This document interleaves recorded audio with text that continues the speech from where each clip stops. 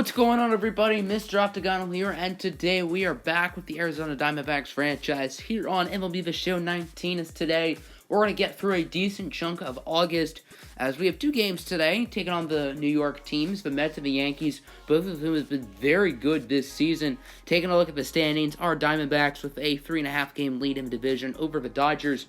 And as you can see, the Rockies have sort of fallen off. They were really in that conversation to potentially win the division back in May, but it seems like it's just going to be us and the Dodgers again. Then the rest of the league, NL Central, anybody could win that. NL East is between the Nationals and the Mets at this point. Looking at the AL, Angels with a comfortable lead. Mariners 7 games back.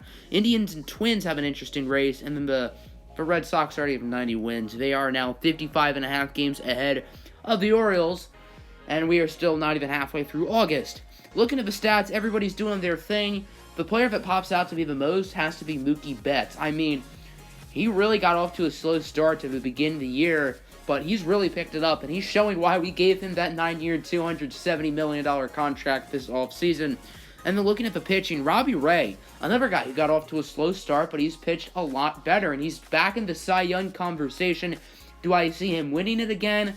No, I don't, but he's been striking out batters left and right, and good to see him sort of regaining his MVP and Cy Young form from a year ago. And for the most part, this team is looking really good, and I think these guys are set for a long postseason run, barring some crazy collapse or something like that. And then looking at the MVP race, Jake Lamb currently in third. I can't see him passing Bryce Harper or Cody Bellinger, but who knows? And then for Cy Young voting, we have Robbie Ray, as I said, in third, just behind Clayton Kershaw and Noah Syndergaard. And Robbie Ray's stats are nowhere near Kershaw and Syndergaard. So I think the only realistic way Robbie Ray could win it is if he just strikes out batters left and right. I think that's what he has to do if he wants to get the Cy Young.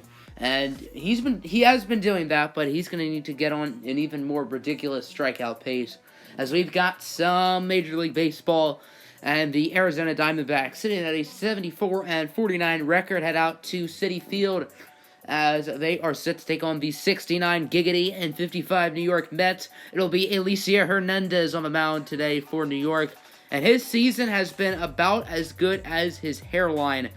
5-10 with a 4.35 ERA. I don't know if you got a clip of his hairline in the thing, but it's not pretty. As Nick Williams strikes out, nice pitch from Hernandez to get him down. And then with 2 outs, here's Mike Moustakas. He's just a window shopper because he's just looking. Nice 1-2-3 inning from Hernandez. And it's on the mound in this one for the D-backs will be John Duplantier. 9-4, 4.03 ERA. He's been pretty average this year. But you know who hasn't been average? Jake Lamb. He's getting dirty on the field, and obviously he's been incredible at the plate this year as well. Jake Lamb has been by far this team's MVP. Let's go inning number 2. Marcus Semien goes down on the nice fastball at the top left-hand corner. Excellent pitch from Hernandez. And then there's Jonathan Lucroy, the catcher, going down looking as well. It was a pitching duel early. Here's the first base runner of the game, a double for Keon Broxton. So the Mets get a runner here in scoring position. What can they do to take advantage of this beautiful opportunity? 2 outs for Jeff McNeil, and he drops it in the perfect little spot in left. Broxton will score, and the Mets will take a 1-0 lead. But this is where everything falls apart for the Mets because they're the Mets. Mookie Betts gets a single early in the inning. Following batter, Mike Moustakas, he's shopping gap. Betts will score from first. D-backs tie the game up at 1 with a Mike Moustakas double. But boy, there's more, baby. We're not done quite yet, as the very next batter, Marcell Ozuna, will go deep into left. Battle score Moustakas. So now Ozuna's double will make this game 2-1.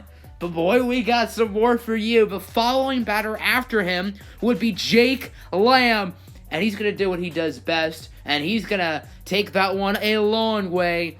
And the Diamondbacks, after having their first 10 batters not reach base, their next 4 score, and Lamb's home run will make it a 4-1 Arizona lead. This is why this team can get so dangerous. I mean, times like this where they just look unstoppable. Now top 5, Wellington Castillo gets plunked on the elbow. That would actually end Elieser Hernandez's day. A few batters later, Nick Williams draws a walk, so 2 runners on. and 2 outs here for Moose. And that's a beautiful pitch from Seth Lugo, striking him out. Let's advance now into the bottom of the 5th inning. Runner on for the Mets. And they're going to try to get some damage, getting a nice single right there into left. So now 2 on, 2 outs for Jeff McNeil. And he's going to go down swinging, so John Duplantier gets out of a little bit of a jam. As we go to the 6th inning, Jake Lamb with another base hit. He finished 3 for 4 in this one. So 2 runners on, no outs here for Marcus Semien. And that'll be a single. Bases loaded, no outs. The Mets are gonna Met, baby. As I would bring up David Peralta. Weak hit to third, but the Mets are gonna Met. They try to go for the double play, and they don't get either out. Run scores. Now it's 5-1. Then Wellington Castillo up. This time they do turn the 5-4-3 double play, but another run does cross home plate. Now it's 6-1 Diamondbacks. And they're not done, as here's John Duplantier, the pitcher, with his first RBI of the season, scoring a run. Now it's 7-1 Arizona, as they have a very comfortable lead here at this point. So now bottom 6, here's Josh Donaldson, the former AL MVP. It's a bird, it's a plane. No, it's a bomb, and the Mets make this one a little bit closer. The Big Apple will pop out in center. Donaldson's 24th home run of the season, and now it is 7-3. Here's Jake Lamb, his 3rd hit of the day. He's shopping gap. That'll be a nice little double for the MVP candidate, Lamb, who signed to an $8 million annual deal this offseason. And the Diamondbacks have sure gotten their money's worth out of that. Lamb's double won't matter, however, as Marcus Semien does fly out to right. That ball is more high than J.R. Smith during Game 1 of the 2018 NBA Finals. As nice pitch from Duplantier, striking out Ryan McMahon. And then here's Keon Broxton. He's just a window shopper. Say it with me, kids, because he's just looking. And then Joey Wendell would also go down swinging. So Duplantier gets the hat trick in the 7th. Now in the 8th, Duplantier still in the game. That would be his final batter, Carlos Correa, grounding out to second. So 8 innings, 3 earned from Duplantier. He performed very well in this one. And then the D-backs infielders, more chemistry than a science project, turning the 5-4-3 double play to win this game by a final score of 7-3. The bats performed very well in this one. John Duplantier pitched very well too. All-around good win for the Diamondbacks, and this is why they're going to be so dangerous in the postseason. Games like this where the pitching performs well, the hitting performs well, and this unit just clicks on all cylinders. And now the D-backs return home, taking on the other New York team, the Yankees, who have a very good record of 75-53, but with the Red Sox on pace for probably about 120 wins, division is not likely for the Yankees, so they're going to have to settle for that first wild card. As will be Touki Toussaint on the mound for the D-backs, 9-5, 3.399 ERA. And on the mound for the Yankees will be Masahiro Tanaka, who's had a very good year, 15-5, 2.89 ERA for the Japan native. So let's go bottom 1. Mike Moustakas will draw a 2-out walk. Diamondbacks get a base runner. Here's Ozuna. He's going to try to take advantage, but he doesn't, as that goes right in the glove of the left fielder. So now inning number 2, Giancarlo Stanton is up. And I think you can take a wild guess at where this ball is going to end up. Over the fence, home run for Giancarlo. As that would be a nice strikeout on JT Realmuto. But the Yankees still have a nice 1-0 lead. And then Michael Brantley going down with a low fastball. Very nice pitch from Toussaint. Let's go bottom 2. Here's Marcus Semien going down on the splitter. That one was right down Main Street, too. And then here's Touki Toussaint now up in the 3rd. He's going to get the Diamondbacks' first base hit of the game. So of all the people to do it, it happens to be Touki Toussaint. Isn't that something? And the following batter, Mookie Betts, would just ground out. So it doesn't really matter. Now let's go into the 4th inning. That's going to be another strikeout for Toussaint. Then here's Giancarlo Stanton with his second base hit of the day. Up the middle, just a little. That'll move a runner to 3rd base. Runners on the corners and 1 out. That'll bring up Gleyber Torres. And that'll be a single out into right. So now the Yankees will make it 2-0. And then Michael Brantley here later in the 4th inning. It looks like that should be caught. However, it is misplayed. It goes right over the head of Mookie Betts.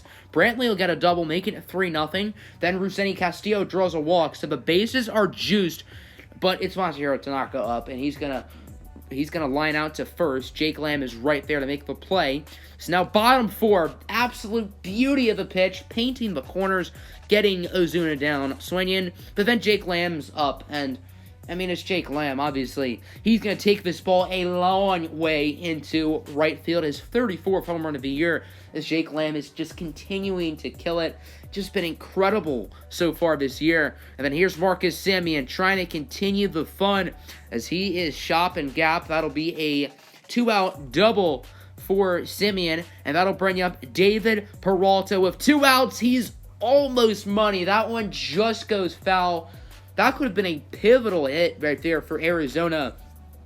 But instead of a home run, he's going to have to settle for a ground out. Nice play by Torres at second. So if Peralta had swung the bat just a little bit later, that one would have been a dinger. But then, speaking of the D-backs, just an absolutely slick double play right there. And then here's Nick Williams going down on the slider here in the bottom of the 5th. And then Mookie Betts up, as that one would be fielded by Miguel Andujar. However, he's unable to make the throw. So 2-1, 2 out for Moustakas. That one has a drive pretty deep into center. However, it would be caught. So the score remains 3-1. Could a throw-in lead potentially be blown, you may ask, as we go to the 6th inning. There's Gleyber Torres striking out. Ball goes in the dirt, but it doesn't really matter.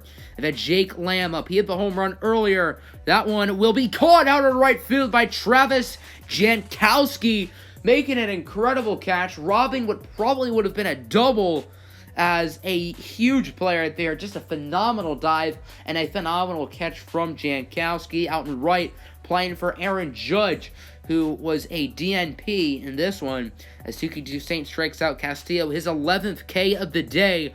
And now in the 7th, here's Pavin Smith, the pinch hitter, and he will go yard, cutting the lead down to 1, as the second-year man with his 10th home run of the campaign. Diamondbacks will make it 3-2. This is certainly a winnable game for them if they could just hold on, and if their bats can perform well late, as Giancarlo Stanton strikes out. Now bottom 8, Mookie Betts going to try to start for a rally, but dive is unsuccessful, so the Diamondbacks have an early runner on base. However, Marcell Ozuna strikes out, dropping the bat, and then Jake Lamb also goes down swinging. So the Yankees are able to hold it together. Now on to the 9th inning, Gleyber Torres strikes out, and then 2-on, 2 out for Ruseni Castillo. He's going to try to get some insurance runs in, as that'll be a single up the middle just a little. And the runner would be out at third base, but a run still scores. So now let's go bottom 9. Aroldis Chapman on the mound. And we obviously know that he's known for his flame-throwing ability, and he would show just that in this game, striking out the side, and the New York Yankees get the win by a final score of 4-2. Very nice win for the Yanks as they try to get a little bit closer to Boston in that division, but at this point, the Yankees really don't have to play for too much. They have the first seed in the wild card pretty much locked up, and obviously they're not going to win their division. So now we have some rest of August. Diamondbacks are 86-55, 31 games over 500. Here's a look at the stats. Everybody's still doing their thing. Jake Lamb still not 100 RBIs. He's at 99. But everyone's just playing really well, which is good to see this team performing at a high level.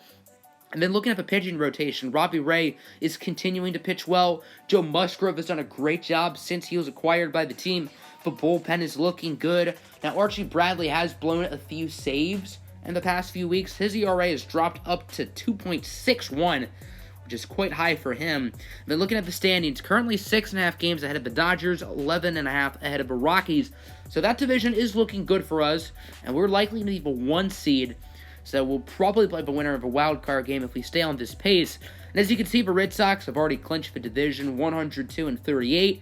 They are currently 63 games ahead of the Baltimore Orioles. Yes, 63 games. I've been looking at the minor leagues. The defending AAA champion Aces are back in the playoffs. And then the Jackson Generals, who finished dead last in their division, are somehow in the playoffs because they were the best team in the division in the first half of the year. So that's why they're in, even though, as you can see, they're in last. But here's a look at the stats. Nobody in AA really wows you. Would have liked to have seen better numbers from guys like Daniel Sexton and Wander Franco, who are some of the highly regarded prospects. And then looking at the pitching rotation, the top prospect in all of baseball, Emmett Casillas, had a pretty nice year. Could he be in the Major League rotation next year? Probably not, because it is a very crowded rotation. We have like 3 guys who could start currently in the bullpen. And then speaking of a bullpen, the Double-A bullpen is on fire, and then the Triple-A bullpen, as you'll see soon, is also looking unstoppable. Here's a look at the AAA numbers. A guy who really stands out to me is Kevin Crone. He's been great this year. Kyler Murray with a great season. I was planning on calling Kyler up this year. He was really good last year, too. It never happened, so he will probably be on the Major League roster to start the season next year. So expect to see the former Heisman Trophy winner make his Major League debut next season. If you're looking at the pitching, the rotation, meh. But as I said, the bullpen is looking great. And if I'm a guy like Lucius Summers or Mickey Smythe in the Diamondback bullpen, both of those guys are currently struggling. I'd watch out for my jobs right now because the minor league bullpens are on fire. So that'll do it for today's episode. Next episode, we may go over minor league playoffs if you guys want. Let me know in the comments. And as always, have a good one. Peace. I'm a Barbie girl in the Barbie world. Laughing plastic, it's fantastic. You can brush my hair, undress me everywhere. Imagination, life is your creation. Yo, hey, man!